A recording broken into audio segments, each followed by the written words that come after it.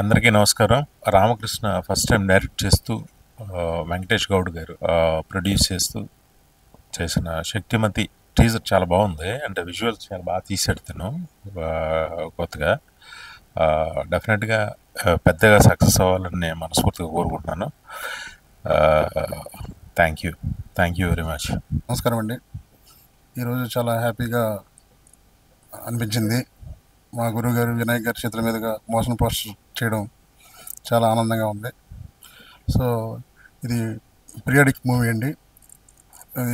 దీంట్లో visuals VFX బాగా ఎక్కువ ఉన్నాయి. దానివల్ల మాకు 1.5 year 2 years పట్టింది.